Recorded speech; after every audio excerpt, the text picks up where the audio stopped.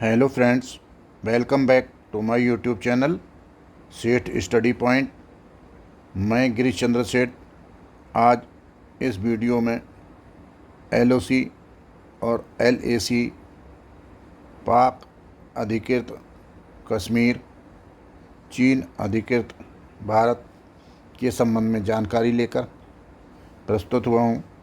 आइए हम और आप मिलकर इस वीडियो के माध्यम से एलओसी एलएसी क्या है, इसकी पृष्ठभूमि क्या है, इसके बीच में दोनों में अंतर क्या है के बारे में इस वीडियो के माध्यम से जानने का प्रयास करेंगे और विगत परीक्षाओं में, आगामी परीक्षाओं में आने वाले प्रश्नों को सही किए जाने का संकल्प लेंगे। आइए वीडियो शुरू करते हैं। भारत की भौगोलिक सीमाएं न केवल इनकी क्षेत्रीय अखंडता की प्रतीक हैं, बल्कि इसकी राष्ट्रीय सुरक्षा और कूटनीतिक रणनीतियों का भी मूल आधार हैं। भारत की दो सीमाएं, एलओसी नियंत्रण रेखा और एलएसी वास्तविक नियंत्रण रेखा, पाकिस्तान और चीन के साथ इसके संबंधों में अत्यंत महत्वपूर्ण भूमिका निभाती हैं। ये सीमाएं अक्सर विवाद, संघर्ष और सैन्य टकराव का कारण रही हैं और इनके ऐतिहासिक, राजनीतिक तथा सामरिक आयामों का विश्लेषण भारत की विदेश नीति की गहराई को समझने के लिए अनिवार्य है। इस वीडियो की शुरुआत स्वतंत्रता के पूर्व के महाराजा हरि सिंह के चित्र से हुई है। ये हैं महाराजा हरि सिंह, जो स्वतंत्रता से पूर्व जम्मू कश्मीर के महाराजा हुआ करते थे। इनके बाद स्वतंत्रता के समय जम्मू और कश्मीर की स्थिति विशेष और जटिल थी।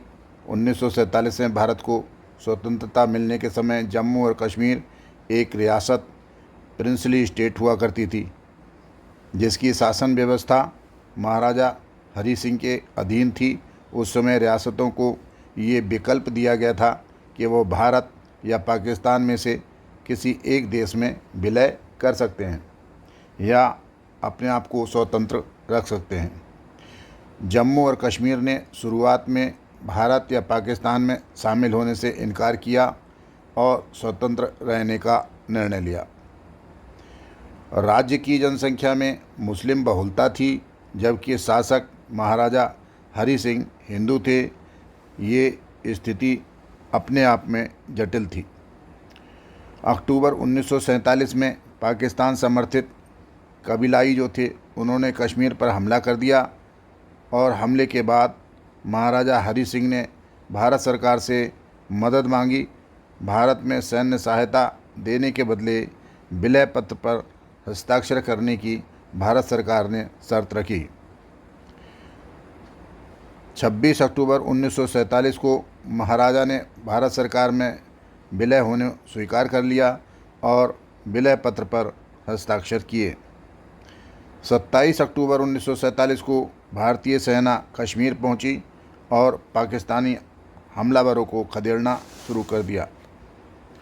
1948 में भारत इस मामले को संयुक्त राष्ट्र में ले गया।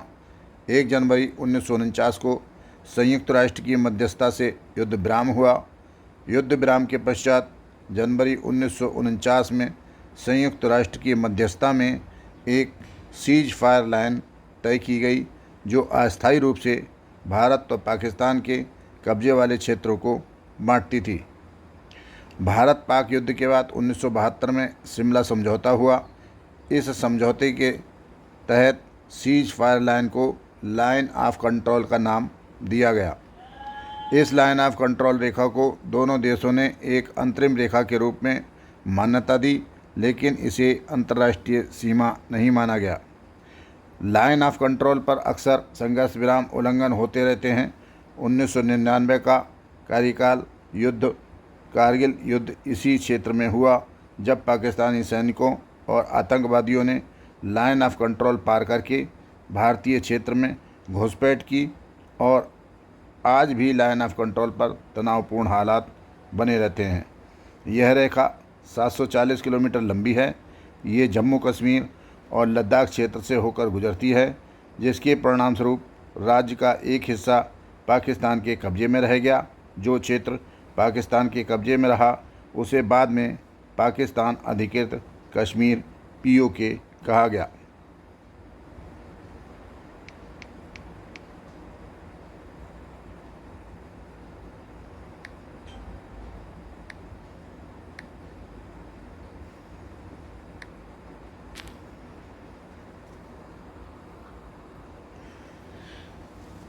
पाकिस्तान इस क्षेत्र को आज़ाद कश्मीर जम्मू कश्मीर का नाम दिया, लेकिन यह एक कठपुतली शासन के अंतर्गत चलता रहा।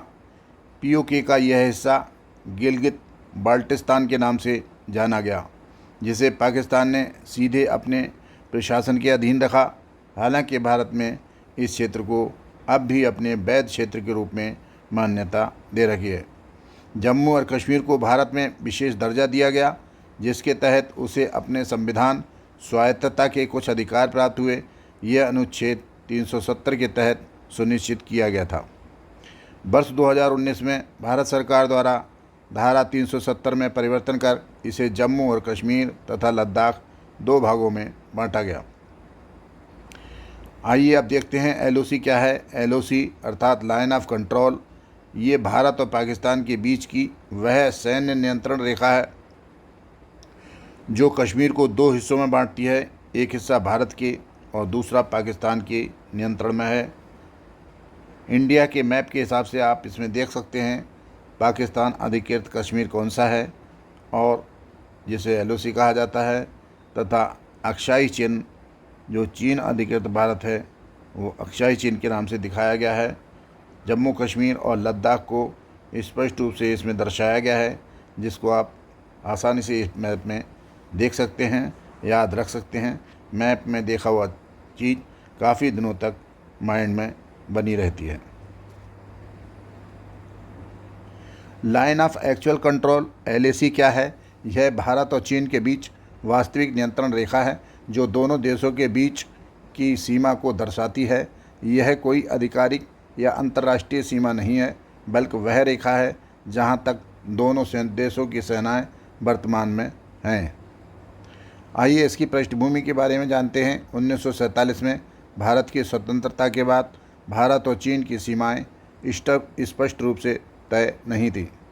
1950 के दशक में चीन ने तिब्बत पर अधिकार कर लिया, जिससे भारत और चीन की सीमाएं सीधे जुड़ गईं। 1954 में भारत में पंचशील समझौता किया, लेकिन सीमा विवाद की कोई स्पष्ट समझ नहीं बनी। 1962 का भारत चीन युद्ध सीमा विवाद के कारण हुआ, खासकर अक्षाई चिन्ह और अरुणाचल प्रदेश को लेकर चीन ने अक्षाई चिन्ह पर कब्जा कर लिया और बाद में युद्ध विराम घोषित कर दिया। 1962 के युद्ध के बाद चीन ने एक तरफा रूप से एक लाइन तय की, जिसे उसने लाइन ऑफ एक्चुअल कंट्रोल अर्थात LAC कहा। 1993 में भारत और चीन के मध्य एक समझौता हुआ, जिसमें LAC को शांति बनाए रखने के लिए एक व्यवहारिक रेखा के रूप में स्वीकार किया गया, लेकिन इसकी सटीक स्थिति पर दोनों देशों में आपस में सहमति नहीं बनी। LOC को 3 सेक्टरों में बांटा गया है। वेस्टर्न सेक्टर में लद्दाख और अक्षाई चिन्ह, मिडिल सेक्टर में हिमाचल प्रदेश और उत्तराखंड, ईस्टर्न सेक्टर में सिक्किम और अरुणाचल प्रदेश। LAC पर हाल की घटनाओं में अगर देखा जाए तो 2017 का डोकलाम विवाद, यह विवाद भूटान, चीन और भारत की सीमाओं पर था, जहां भारत ने चीन के निर्माण कार्यों को रोका। उसके बाद 2020 गलवान घाटी संघर्ष, लद्दाख क्षेत्र में भारतीय और चीनी सैनिकों के बीच हिंसक झड़प हुई, जिसमें दोनों ओर से जानें गईं। इसके पश्चात दोनों देशों के बीच में तनाव और बढ़ गया। इस प्रकार LAC एक विवादास्पद और अस्थायी रेखा है। भारत इसे स्थायी सीमा नहीं मानता है और कई क्षेत्रों में इसका स्पष्ट निर्धारण नहीं हुआ है। सीमा समाधान के लिए दोनों देशों के बीच अभी भी बातचीत जारी है, लेकिन विश्वास और स्थायित्व की आवश्यकता बनी गई है। LOC का लेंथ जो है लगभग 740 किलोमीटर और LAC का लगभग 4057 किलोमीटर लंबा है। LOC पर फ्रीक्वेंट क्लैरिफिकेशन वायलेशन होती रहती है, फायरिंग होती रहती है, स्पेशली पाकिस्तान साइड से। LAC पर भी टेंशन होती रहती है, लेकिन ज़्यादातर उनका नेचर फेस ऑफ या पेट्रोल क्लैशेस का होता है, जैसे गलवान वैली। आइए अब देखते हैं LOC और LAC की तुलना करते हैं।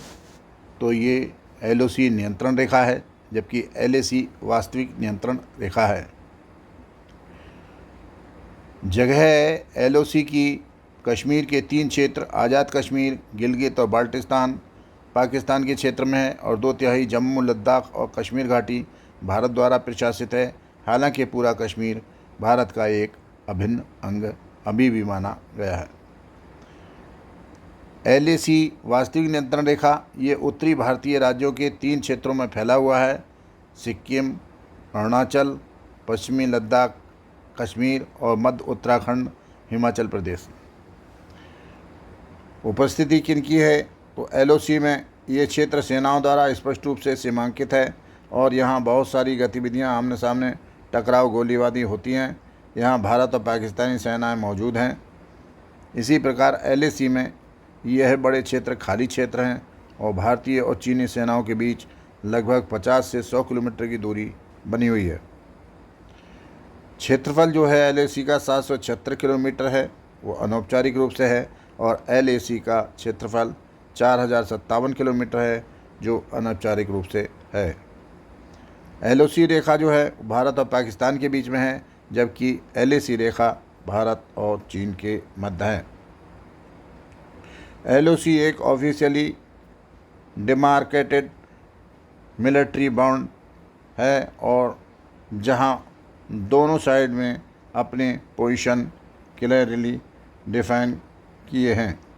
LAC on the other hand demarcate नहीं है, इसमें क्लैरिटी की कमी है, और इसी वजह से कन्फ्यूज़न होता है।